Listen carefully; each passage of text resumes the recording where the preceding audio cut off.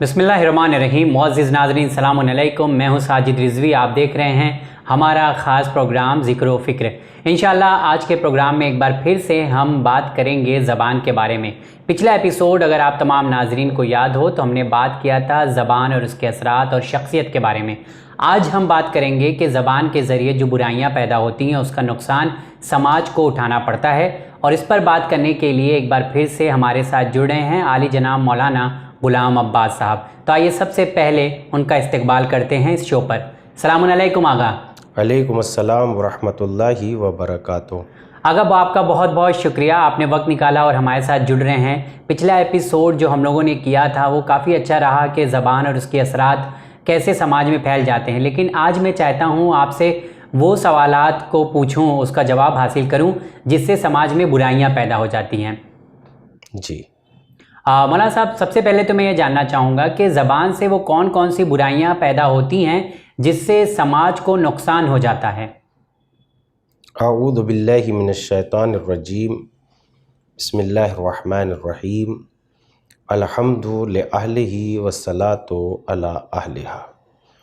ज़बान इंसानी ज़िंदगी में जहाँ खूबियों का मरकज़ है और इंसान के पास जितना भी उसके दिल में राज या इल्म है या उसके शऊर और उसके जहन में जितने भी ख़यालात हैं, उन सब को अगर शक्ल व सूरत देने वाली कोई चीज़ है तो वह है इंसान की ज़बान। लेकिन ज़बान के ज़रिए से अगर इंसान बुराइयों में ज़बान को इस्तेमाल करे तो ज़बान के ज़रिए से वो फ़िसाद रूनुमा होते हैं जो एक ज़माने तक सदियां बीत जाती हैं और ज़माना उनकी भरपाई नहीं कर पाता। बिल्कुल। इसलिए ज़बान की हिफाजत बहुत ज़्यादा करनी चाहिए। मसलन मिसाल के तौर पर वो गुनाह या वो बुराई जिसमें समाज और माशरे में बहुत ज़्यादा नुकसानात पैदा हो जाते हैं, इस बात को समझने के लिए आज का ये ज़माना बहुत उम्दा है। आज के ज़माने में इस बात को बखूबी समझा जा सकता है। मसलन जिसे हम सोशल मीडिया कहते हैं, उस पर हम देखते हैं कि किसी के मरने की न्यूज़ आ जाती है तो किसी की बर्बादी की न्यूज़ आ जाती है। कोई तबाह हो गया है तो कहीं जंग के अपने आप में किस्से सुनाए जाते हैं। हर दिन ऐसी न्यूज़ सुनने को मिल जाती है। जबकि अगर हकीकत में ढूंढा जाए तो उन समाचार की खबर तक नहीं होती, पता तक नहीं चलता। तो ये ज़बान ही है। मसलन ज़बान से मुराद फ़कत ये गोश्त का लोथड़ा नहीं है, बल्कि ज़बान से मुराद तहरीर भी है। इसलिए कि अगर ज़बान नहीं है तो हर्फ नहीं बन सकते। हर्फ तो असल में ज़बान ही बनाती है। कलम तो उन हरफों को तश्कील देता है, कलम तो उन हरफों को तहरीर करता है, जबकि ज़बान हर्फ इस्तेमाल करती है। तो ज़बान के हर्फ इस्तेमाल करने में वो हकीकत को बातिल बना देती है और बातिल को कहीं हकीकत की जगह पर ला के खड़ा कर देती है। समाज और माशरे में कौम व मिल्लत के नाम पर खून के दरिया बहा देती है और झूठ बोलने की बुनियाद पर, मसलन वो काम किसी ने किया भी नहीं है, झूठ बोलने की बुनियाद पर एक दूसरे मज़हब के लोगों को दूसरे मज़हब का दुश्मन और मुखालिफ बना देती है। ज़बान अपने आप में ऐसी मतलब अगर चाहे बुराइयां पैदा करने तो ऐसी बुराई कर देती है कि कभी भी उस कौम की इस्लाह नामुमकिन हो जाती है। मसलन इस बात को हम तारीख़ इस्लाम के भी हवाले से देख सकते हैं। पैगम्बर इस्लाम सल्लल्लाहु अलैहि वसल्लम की वफ़ात के बाद हर इंसान ये चाह रहा था कि अपनी बात को रसूलुल्लाह सल्लल्लाहु अलैहि वसल्लम की बात करार दे दे, और वो ये कहने की कोशिश कर रहा था कि ये बात मैंने पैगम्बर इस्लाम सल्लल्लाहु अलैहि वसल्लम से सुनी। जबकि हम जानते हैं कि उनकी पैदाइश वो तब थे भी नहीं, पैदा भी नहीं हुए थे, और पैगम्बर इस्लाम सल्लल्लाहु अलैहि वसल्लम का विसाल यानी आपकी वफ़ात हो चुकी थी। और उसके बाद वो कह रहे हैं कि मैंने अपने कानों से सुना कि पैगम्बर इस्लाम सल्लल्लाहु अलैहि वसल्लम ने, यहाँ तक कि कुरान मजीद में भी लोग जो है अल्लाह के कलाम को भी बदल देते हैं, उसके मानी व मफ़हूम को भी बदल देते हैं, पैगम्बर इस्लाम की सुन्नत को भी तब्दील कर देते हैं। इसी बुनियाद पर पैगम्बर इस्लाम सल्लल्लाहु अलैहि वसल्लम ने ऐसे 7 लोगों पर लानत की है जो ज़बान के ज़रिए से इस तरीके के काम अंजाम देते हैं। मसलन पैगम्बर इस्लाम सल्लल्लाहु अलैहि वसल्लम इरशाद फरमाते हैं, जिन्होंने खुदा की किताब में तहरीफ की उन पर खुदा की लानत है, जिन्होंने खुदा के अहकाम को झुटलाया उन पर खुदा की लानत है, जिन्होंने पैगम्बर इस्लाम की सुन्नत को दूसरी चीज़ों से बदल दिया उन पर खुदा की लानत है, जो लोग मेरी इतरत के बारे में उस चीज़ को हलाल समझे जिसको खुदा ने हराम किया है ان پر بھی خدا کی لعنت ہے۔ جو اپنی سلطنت و بادشاہت میں انہیں ذلیل کرے، یعنی نیک لوگوں کو ذلیل کرے یا کمزوروں پر، ان پر بھی خدا کی لعنت ہے۔ جو خدا کی حرام کردہ چیزوں کو حلال کرے، ان پر بھی خداوند عالم کی لعنت ہے۔ اور جو عبادت میں تکبر کرے، ان پر بھی خداوند عالم کی لعنت ہے۔ اسی بنیاد پر پیغمبر اسلام کی زندگی میں ایک واقعہ رونما ہوا جسے ہم کہتے ہیں مباہلہ، اور مباہلے میں صاف لفظوں میں قرآن مجید نے کہا لعنت اللہ علی الکاذبین، یعنی جھوٹوں پر اللہ کی لعنت۔ یعنی جھوٹ ایک وہ وبا ہے معاشرے میں جس کی حقیقت کچھ بھی نہیں ہوتی، اور قوموں میں خون ریزیاں ہو جاتی ہیں، اور لوگ جو ہے ایسی آگ میں جل جاتے ہیں جس کا بجھانا صدیوں میں بھی دشوار ہو جاتا ہے۔ اسی لیے امیر المومنین علی بن ابی طالب علیہ السلام نے ارشاد فرمایا کہ جو شخص جھوٹ بولتا ہے ابھی تو وہ ایمان کے ذائقے کو چکھا بھی نہیں ہے اس نے، جائے کہ اسے مومن کہا جائے۔ اور اسی طریقے سے روایات میں اس شخص کے ایمان کا کوئی فائدہ نہیں ہے جو جھوٹ بولتا ہے۔ اس لیے پیغمبر سے ایک دوسری حدیث بھی ہے کہ مومن کبھی جھوٹا نہیں ہو سکتا، اس لیے کہ جھوٹ بے پناہ فساد پھیلاتا ہے۔ جی مولانا صاحب، آپ نے 2-3 باتیں جو اس میں کہی ہیں وہ بہت ہی اچھی باتیں ہیں۔ ایک تو یہ بات جو سمجھ میں آ رہی ہے کہ اگر انسان جھوٹ بولتا ہے تو وہ صدیوں تک رہ جاتی ہے، دل میں رہ جاتی ہے، لوگوں کو ہمیشہ یاد دلاتی رہتی ہے کہ فلاں صاحب نے ایسا کہا تھا۔ اکثر سماج میں ہم اس چیزوں کو جو ہے دیکھ سکتے ہیں۔ مولانا صاحب، آپ نے بہت اچھی باتیں بتائی ہیں، اور ایک اور سوال میں کرنا چاہوں گا۔ اکثر دیکھا جاتا ہے ناظرین، ہم جب جھوٹ بولتے ہیں تو ہم کو لگتا ہے کہ جھوٹ سے ہمارا بہت بڑا فائدہ ہونے والا ہے۔ تو مولانا صاحب، سوال ہمارا یہ ہے کہ جھوٹ ہم اپنے فائدے کے لیے بولتے ہیں تو کیا اس کا فائدہ ہوتا ہے یا اس سے ہمیں نقصان ہوتا ہے؟ بہت سارے تجربے تو اس بات کی طرف ہماری مثلاً ذہن کی فکر کو موڑتے ہیں کہ وقتی طور پر انسان ہو سکتا ہے تھوڑا سا فائدہ اٹھا لے، وقتی طور پر، لیکن وہ فائدہ مسلسل رہ جائے ایسا ناممکن ہے۔ لیکن سچ ایک دن سامنے آتا ہے، سچ ایک دن حقیقت واضح ہو جاتی ہے، سچ سامنے آ جاتا ہے۔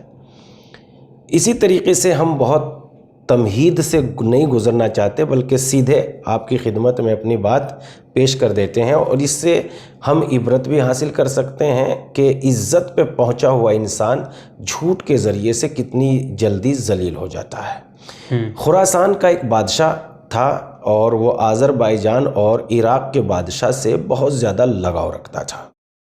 آذربائیجان کے بادشاہ نے جو ہے ان دونوں بادشاہوں کی خدمت میں تحفہ بھیجنے کے لیے ایک سفیر کو تیار کیا، اور سفیر ان کی خدمت میں بادشاہ کے بھیجے ہوئے تحفے لے کے گیا۔ عراق کے بادشاہ کی خدمت میں جب ان کا بھیجا ہوا آذربائیجان کے بادشاہ کا بھیجا ہوا سفیر جب تحفے لے کے گیا، چونکہ پہلے زمانے میں لوگ پیدل چلا کرتے تھے، اس بات کو ہماری یاد رکھیے گا کہ انسان کتنی دنوں میں عزت پاتا ہے اور وہ عزت جھوٹ کے ذریعے سے کتنی جلدی مثلاً ذلت میں بدل جاتی ہے۔ جب یہ اپنا ایلچی پہنچا عراق کے بادشاہ کی خدمت میں، اس زمانے میں بادشاہ نے کہا کہ ان تحفوں میں کلیات جامی بھی لے کے جانا، اس لیے کہ کلیات جامی اس وقت جو ہے بہت عظیم کتاب سمجھی جاتی تھی، اور لوگ اس کا بہت مطالعہ کرنے کے شوقین تھے، اور بادشاہ بھی مطالعہ کرنے کا بہت شوقین انسان تھا۔ یہ آذربائیجان کا بادشاہ اس بات کو جانتا تھا، یہ لے کے چلے۔ جو غلطی یہ ہوئی کہ جب یہ لائبریری میں پہنچے تو کلیات جامی کے بجائے انہوں نے جو ہے فتوحات مکی تحفے میں رکھ لی، اور بھول گئے کہ میں نے کلیات جامی رکھی ہے کہ فتوحات مکی رکھی ہے۔ بادشاہ کی خدمت میں پیش ہوئے، بادشاہ نے ان کا بڑا احترام کیا، عزت دی، اور اپنے جو ہے اپنے مقام پہ جہاں خود بادشاہ کا مخصوص محل تھا اس میں ٹھہرایا، اور جب ٹھہرایا تو کھانا وانا کھلاتے وقت بادشاہ نے بہت محبت کی نگاہ ڈالتے ہوئے شخص سے کہا جو آذربائیجان کا تحفہ لے کے آیا تھا، آذربائیجان کے بادشاہ کا، اس کی طرف محبت کی نگاہ ڈالتے ہوئے کہا کہ تھک گئے ہوں گے، بڑا لمبا سفر ہے، پیدل چلے ہیں اور بہت ہی زیادہ تھکاوٹ ہو رہی ہوگی۔ انہوں نے اپنی بات کو جو ہے مثلاً اپنی عزت بڑھانے کے لیے کہا کہ نہیں بادشاہ سلامت، بالکل بھی تھکن نہیں ہوئی ہے، اس لیے کہ جب میں کہیں پڑاؤ کرتا تھا اور مثلاً ٹھہرتا تھا تو وہاں پر میں کلیات جامی کا مطالعہ کر لیا کرتا تھا، اور بادشاہ نے آپ کے لیے کلیات جامی بھی بھیجی ہے۔ جیسے ہی اس نے کلیات جامی کا نام لیا، ویسے ہی بادشاہ نے شوق سے کہا کہ جلدی سے خزانے سے وہ کتاب لائی جائے اور میری خدمت میں پیش کی جائے۔ جیسے ہی دیکھا اس نے جانے کے بعد وہ کلیات جامی نہیں تھی بلکہ فتوحات مکی تھی۔ جیسے ہی اس نے فتوحات مکی جو ہے بادشاہ کی خدمت میں پیش کی تو ایک مرتبہ بادشاہ نے اس کی طرف سے غصے کی نگاہ ڈالتے ہوئے کہا، تمہیں شرم نہیں آتی کہ اتنا جھوٹ بولتے ہو کہ میں جہاں بھی ٹھہرتا تھا کلیات جامی پڑھ لیا کرتا تھا؟ یہ کلیات جامی نہیں ہے، یہ فتوحات مکی ہے۔ اس کا یہ کہنا، اس ایلچی کا، اس سفیر کا یہ کہنا ہے کہ میں ننگے پیر اور ننگے سر جو ہے بادشاہ کے محل سے نکل گیا، اور پھر اس کے بعد میں آذربائیجان کے یہاں بھی نہیں گیا، بلکہ جب کوئی مجھ سے پوچھتا تھا اس جھوٹ کے بارے میں تو میں یہی کہتا تھا، اے کاش میں یہ جھوٹ نہ بولتا، اس سے بہتر یہ تھا کہ میری موت آ جاتی۔ دیکھو بلندیوں پہ سچ کے ذریعے کتنی دنوں میں پہنچا، اور جھوٹ نے انسان کو کتنی جلدی ذلیل پل بھر میں گرا دیا، جی ذلیل کر دیا۔ تو اکثر ہم اپنی زندگی میں اس طرح سے جھوٹ بولتے رہتے ہیں۔ یہ ایک واقعہ تھا جو ہم سب کے لیے کافی تھا سمجھنے کے لیے، اور اکثر بھی مولانا صاحب ہماری زندگی میں بھی ایسا ہوتا ہے کہ کچھ باتوں کو چھپانے کے لیے ہمیں ایک جھوٹ بولنا پڑتا ہے، اور پھر بعد میں اسی جھوٹ کو سچ میں بدلنے کے لیے 100 اور جھوٹ بولنا پڑتا ہے۔ تو ایسے تو ہمارے پاس کئی واقعے آپ کو مل جائیں گے، ہم سب کے اندر بھی کہیں نہ کہیں یہ چیز چھپی ہوتی ہے، تو اسے دور کریں گے۔ صاحب اگلا سوال لیکن میں کرنا چاہوں گا، اکثر دیکھا جاتا ہے کہ انسان اسی زبان کے ذریعے لوگوں کو ذلیل کرتا ہے اور ان دوسرے لوگوں کو اذیت کا سامنا کرنا پڑتا ہے اسی زبان کے ذریعے، اس میں آپ کا کیا کہنا ہے؟ زبان، جی دیکھیے ہم نے اس سے پہلے آپ کی خدمت میں یہ بات پیش کر دی تھی کہ زبان جہاں بہت زیادہ خوبیوں کا مرکز ہے وہاں بہت زیادہ برائیوں کا بھی مرکز ہے۔ جھوٹ اسی کے ذریعے سے وجود میں آتا ہے، الزام اسی کے ذریعے سے وجود میں آتا ہے، تہمت اسی کے ذریعے سے وجود میں آتی ہے، دوسروں کی غیبت اور دوسروں کے عیب بیان کرنا یا دوسروں میں عیب نکالنا اسی زبان کے ذریعے سے وجود میں آتا ہے، دوسروں کی توہین کرنا یا دوسروں کے لیے مذاق اڑانا، انسان کی زندگی میں مذاق اڑانا، مذاق انسان زبان کے ذریعے سے اڑاتا ہے، کسی کو مثلا بھینگا کہہ دیتا ہے، کسی کو موٹا کہہ دیتا ہے، کسی کو جو مرضی میں آتا ہے زبان کے ذریعے سے، اور یہ زبان کے ذریعے سے وہ اذیت ملتی ہے انسان کو، پہنچتی ہے کہ انسان اپنے آپ میں بہت زیادہ ان چیزوں سے اذیت اٹھاتا ہے۔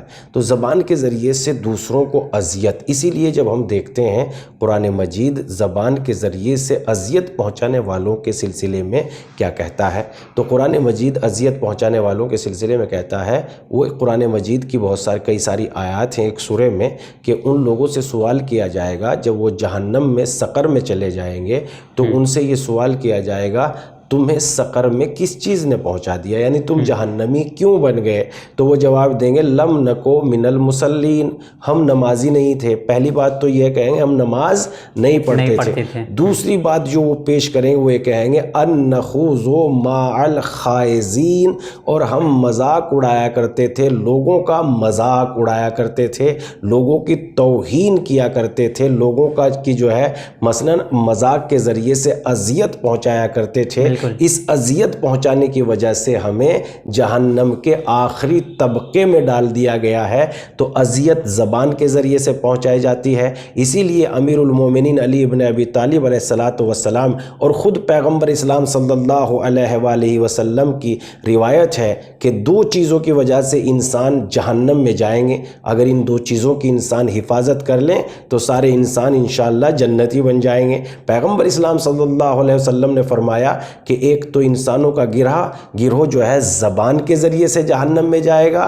اور دوسرے جو ہے شرمگاہ کی حفاظت نہ کرنے کی بنیاد پر جہنم میں جائے گا۔ مثلا آپ نے کسی کے بارے میں نہ جانتے ہیں، نہ سنا ہے، نہ دیکھا ہے، نہ ملاقات ہے، مگر دوسرے کی ہاں میں ہاں ملانے کے لیے اس کے عیب بیان کرنا آپ نے شروع کر دیے۔ لہذا سونے چاندی کی حفاظت کم اور اپنی زبان کی حفاظت زیادہ کرنی چاہیے۔ یہاں تک کہ روایت میں یہ بات بھی آئی ہے کہ یہ اعضاء و جوارح ہاتھ کے زبان کے سامنے ہاتھ جوڑ کے کہتے ہیں کہ تو سلامت ہے تو ہم سلامت ہیں، ورنہ ذرا سی تم نے کسی کی توہین کی تو ایسے ہم پہ مثلا مار پڑے گی اور ہم اذیت میں آ جائیں گے۔ زبان کے ذریعے سے گالی دی جا سکتی ہے، لہذا گالی انسان کو بہت بری لگتی ہے اور سماج میں لمحہ بھر میں اس کے ذریعے سے مثلا جھگڑا اور فساد ہو سکتا ہے۔ تو تو زبان کے ذریعے سے بہت ساری برائیاں زبان کے ذریعے سے وجود میں آتی ہے. جہاں زبان کے ذریعے سے خوبیاں وجود میں آتی ہیں وہاں ہی بہت زیادہ برائیاں بھی زبان کے ذریعے سے وجود میں آتی ہے. لہذا زبان کی حفاظت برائیوں کے لیے اپنی زبان بالکل نہ کھولے.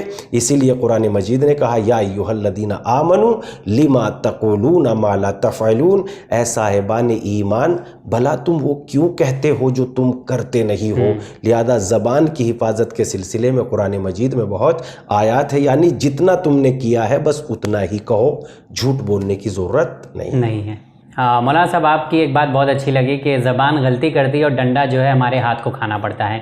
تو اکثر آپ نے دیکھا ہوگا کہ ہم اپنی زبان سے بہت کچھ کہہ جاتے ہیں جس کا احساس بھی نہیں ہوتا ہے. ریسزم بھی کرتے ہیں، کبھی کسی کو کالی کہہ دیتے ہیں، کبھی کسی کو کالا کہہ دیتے ہیں، کچھ اور کہہ دیتے ہیں، جو بھی من میں آتا ہے. اور غصے میں تو اور بہت کچھ کہہ جاتے ہیں، ہم سب لوگ کہتے ہیں. لیکن ہم کوشش کریں گے مولانا صاحب کہ اس پر عمل بھی کیا جائے انشاءاللہ. بہت بہت شکریہ. انشاءاللہ اگلے ایپیسوڈ میں پھر آپ سے ملاقات کریں گے انشاءاللہ. تو جی ہاں ناظرین، جاتے جاتے صرف اتنا کہنا چاہوں گا، اپنا خیال رکھیں اور ہم سب مل کر اپنی زبان کا بھی خیال رکھیں. زبان سے وہ باتیں نہ کہیں جو کسی کو برا لگ جائے اور زمانے تک اسی بات کو لے کر ہم جھگڑے لڑائی کرتے رہیں اور دوریاں پیدا ہوتی رہیں. تو کوشش کریں گے انشاءاللہ اپنی زبان کو صحیح راستے پر اور صحیح طرح سے استعمال کریں. انشاءاللہ پھر کسی پروگرام میں آپ تمام ناظرین سے ملاقات ہوگی. دیکھتے رہیے چینل ون. بہت بہت شکریہ.